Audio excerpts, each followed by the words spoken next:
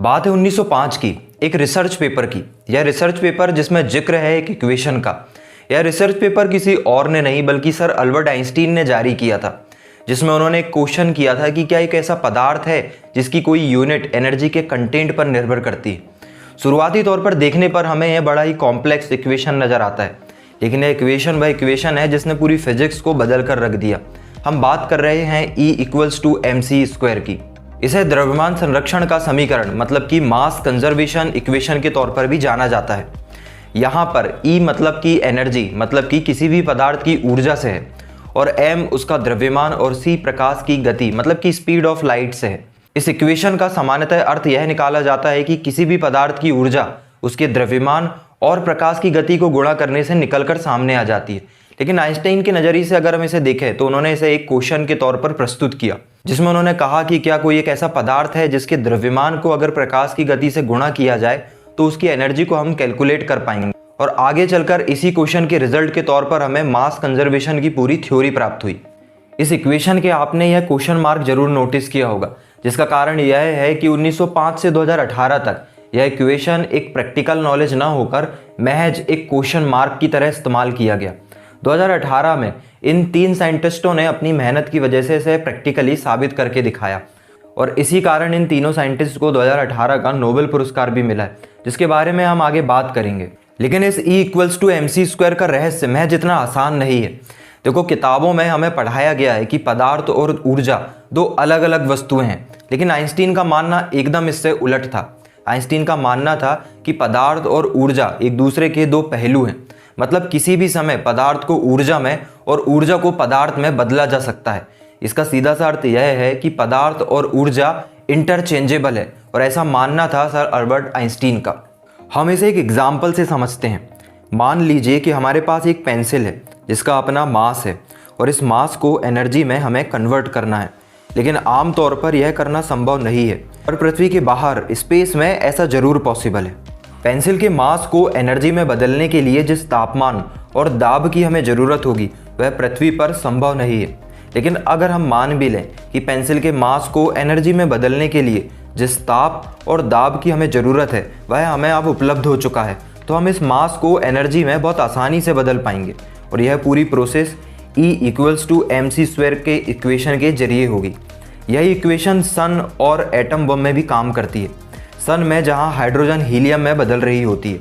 लेकिन इस E=mc² के इक्वेशन में सबसे कंफ्यूजिंग पार्ट है इस C का, जिसे हम प्रकाश की गति मानते हैं। आइंस्टीन का मानना था कि प्रकाश इस यूनिवर्स की सबसे तेज चलने वाली वस्तु है।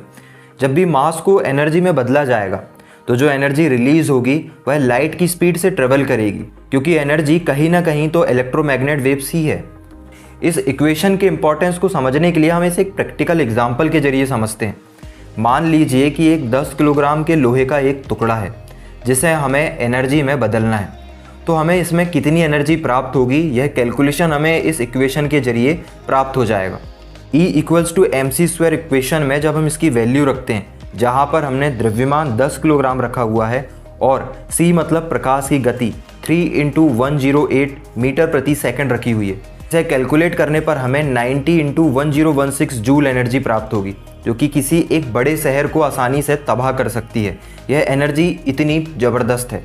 1915 में जब सर आइंस्टीन ने अपनी जनरल थ्योरी ऑफ रिलेटिविटी की पेशकश दी, जिसमें उन्होंने ग्रेविटेशनल फोर्स के बारे में बताया, उसके साथ ही उन्होंने कुछ और भी रिसर्च पेपर जारी किए थे, जिसमें कुल 4 रिसर्च पेपर थे। आइए उनके बारे में भी हम नज़र डाल लेते हैं। आइंस्टीन का पहला रिसर्च पेपर प्लांक के विद्युत प्रभाव के बारे में था, जिसमें उन्होंने इलेक्ट्रोमैग्नेट प्रभाव के बारे में डिटेल से बताया, जिसके द्वारा हमें पता चला कि प्रकाश तरंग और कण दोनों के तरह ही व्यवहार करता है। वहीं दूसरा रिसर्च पेपर ब्राउनियन मोशन पर आधारित था, जिसमें एटम की मुक्त गति के बारे में बात की गई। आगे चलकर आइंस्टीन ने इसमें प्रोबेबिलिटी थ्योरम्स को जोड़ा, जिससे आगे चलकर क्वांटम फिजिक्स के कई रास्ते सामने आए। इसके बाद सर आइंस्टीन ने और हमारे देश के महान साइंटिस्ट सत्येंद्रनाथ बोस ने मिलकर एक पदार्थ की नई अवस्था खोजी, जिसे अब बोस आइंस्टीन कंडेंसेट के तौर पर हम जानते हैं। इसी तीसरे पेपर में पदार्थ और ऊर्जा से संबंधित इक्वेशन मतलब कि E=mc² भी जुड़ा हुआ था। लेकिन यह पहली बार नहीं थी जब एनर्जी और द्रव्यमान के बारे में बात की गई।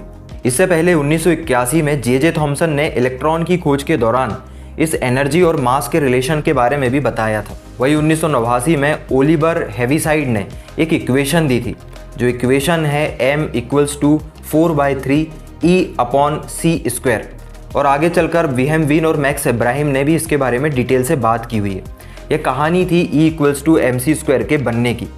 भले ही मास कंजर्वेशन का यह इक्वेशन जैसे भी बना हो, रिसर्च पेपर का एकमात्र हिस्सा हो, लेकिन इसने फिजिक्स के बहुत सारे नए रास्ते हमारे सामने खोल कर रख दिए, जिसमें से एक रास्ता है क्वांटम फिजिक्स का, जिसके बारे में हम अगले वीडियो में डिटेल से बात करेंगे।